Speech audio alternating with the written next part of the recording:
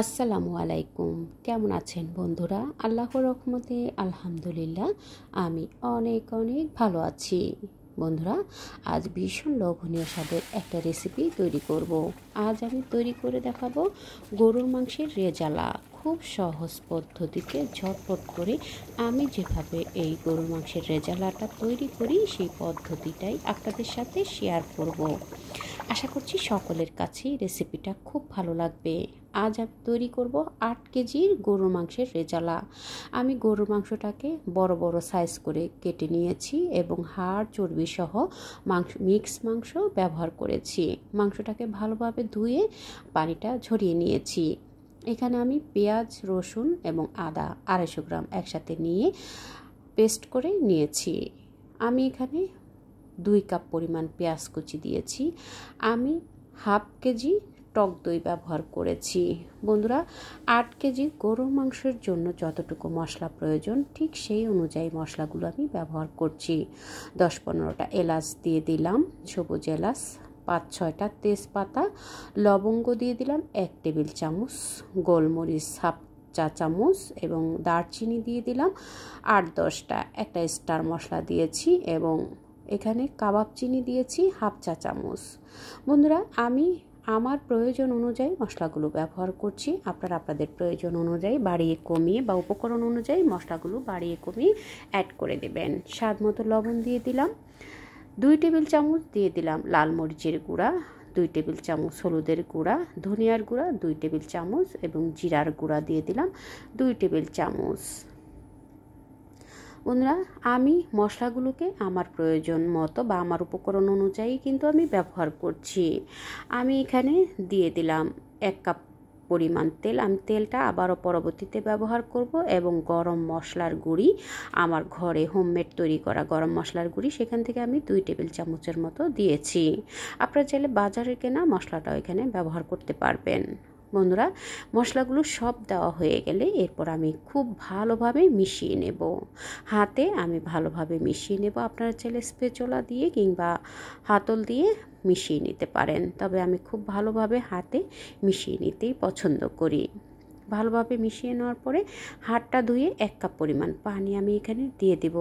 আর কোনো পানি আমি ব্যবহার করব না। এই জাস্ট 1 কাপ পরিমাণ পানি আমি এখানে দিয়েছি। দিয়ে আবার একটু ভালোভাবে নেড়ে মিক্স করে দিয়ে আমি ঢাকনা দিয়ে ঢেকে 1 ঘন্টা রেস্টে রেখে দেব। 1 ঘন্টা পরে আমি চুলায় বসিয়ে দিয়েছি। চুলায় বসিয়ে 10 মিনিট হাই হিটে জাল করে নিয়েছি। 10 মিনিট হাই হিটে জাল করার পরে মাংস থেকে আরও পানি বেরিয়ে গেছে। বন্ধুরা, আপনারা চেষ্টা করবেন আরও বড় হাঁড়িতে রান্নাটা বসাতে। তো আমার যেহেতু 8 কেজি মাংস, আমার হাঁড়িটা সেই তুলনায় একটু ছোট হয়ে গেছে। তো আমি একটু কষ্ট করেই বেড়ে দিচ্ছি, কিন্তু মাংসটা আস্তে আস্তে রান্না হতে হতে যখন ঝোলটা শুকিয়ে আসবে তখন কিন্তু আর কোনো প্রবলেম হবে না। তো বন্ধুরা, এভাবে করে 10 মিনিট জাল করার পরে নেড়ে দিয়ে এরপর আমি ঢাকনা দিয়ে ঢেকে আমি মিডিয়াম আঁচে করে 40 থেকে 45 মিনিট রান্না করে নেওয়ার পরে দেখুন অনেকটুকু ঝোল কিন্তু শুকিয়ে গেছে। মাংসটাও কিন্তু প্রায় 80%-এর মতো কুক হয়ে গেছে। বন্ধুরা, আমি কিন্তু মাংসের টুকরোগুলো একদম বড় বড় সাইজ করেই কেটে রান্না করছি। আপনারা চাইলে কিন্তু রেগুলার কাট করেও কিন্তু কেটে নিতে পারেন। ঝালের জন্য আমি এখানে আরও কিছু কাঁচামরিচ ব্যবহার করেছি এবং এখানে আমি 4টা টমেটো একটু কেটে দিয়েছি।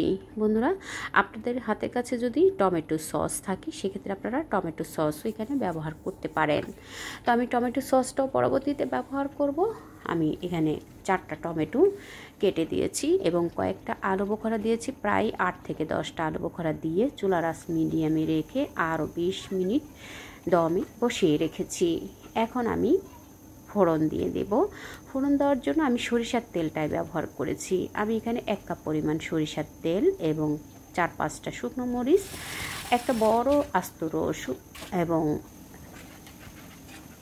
3টা পেঁয়াজ কুচি করে দিয়ে পেঁয়াজটাকে বেরেস্তা করে ভেজে নিচ্ছি। 1 চা চামচ আস্ত জিরা দিয়েছি। বন্ধুরা, আপনারা চাইলে আস্ত জিরাটা স্কিপ করতে পারেন, তবে আমার কাছে কিন্তু আস্ত জিরার ফ্লেভারটা বেশ ভালো লাগে। যখন এরকম বেরেস্তা কালার হয়ে আসবে ঠিক সে সময় আমি ফোড়নটা দিয়ে দিয়েছি। ফোড়নটা দিলে কিন্তু খুব সুন্দর একটা ফ্লেভার ছড়িয়ে যায়, খুব সুন্দর ফ্লেভারটা কিন্তু পুরো ঘরে ছড়িয়ে গেছে। ফোড়নটা দেওয়ার পরে আবার একটু ভালোভাবে নেড়ে দিচ্ছি। বন্ধুরা, কালারটা দেখে নিশ্চয়ই বুঝতে পেরেছেন, কালারটা কিন্তু ভীষণ সুন্দর এসেছে, ভীষণ আকর্ষণীয় একটা কালার এবং ফ্লেভার এসেছে। ঠিক এই পর্যায়ে আসার পরে আমি এখানে হাফ কাপ টমেটো সস দিয়ে দিলাম। বিফ রেজালাতে একটু টমেটো সস ব্যবহার করলে রেজালার কালার এবং খেতে কিন্তু ভীষণ ভালো লাগে। মাংসটা খুব সুন্দর সফট হয়ে আসে, কালারটা খুব সুন্দর হয়। তো বন্ধুরা, হাফ কাপ টমেটো সস আমি দিয়ে দিলাম। দিয়ে একেবারে মাংসটা মাখা মাখা হয়ে আসা পর্যন্ত আমি চুলাতে বসিয়ে রাখবো। এতে করে মাংসটা ভেতর থেকে খুব সুন্দর জুসি হবে, উপরটাও কিন্তু সুন্দর সফট হবে। তো বন্ধুরা, দেখলেন তো কত সহজে কিন্তু আমার রান্নাটা কমপ্লিট হয়ে গেল। আমি এখানে অফ ক্যামেরাতে আরও 1 টেবিল চামচের মতো গরম মশলার গুঁড়ি দিয়েছিলাম। আমার ভিডিওটা অন করতে ভুলে গিয়েছিলাম, তার জন্য সরি চেয়ে নিচ্ছি। তো বন্ধুরা, দেখলেন তো কত সহজেই কিন্তু তৈরি হয়ে গেল গরুর মাংসের রেজালা। আপনারাও চাইলে এভাবে করে গরুর মাংসের রেজালাটা তৈরি করে নিতে পারেন। বন্ধুরা, কেমন লাগলো আমার এই গরুর মাংসের রেজালার রেসিপি? আশা করছি সকলের কাছেই রেসিপিটা ভালো লেগেছে। ভালো লেগে থাকলে আপনারাও ট্রাই করবেন এবং ফ্যামিলি ফ্রেন্ডসকে দেখার সুযোগ করে দেবেন, টাইমলাইনে শেয়ার করে দিয়ে। বন্ধুরা, রেসিপিটা যদি আপনাদের মনে একটু জায়গা করে নেয়, প্লিজ বন্ধুরা একবার হলো ট্রাই করবেন। কেমন হলো কমেন্টস করে জানাবেন। আপনাদের লাইকস এবং কমেন্টস আমার নিত্য নতুন রেসিপি তৈরি করতে ভীষণ উৎসাহ দেয়। পরবর্তী রেসিপি দেখার আমন্ত্রণ রইল। আল্লাহ হাফিজ।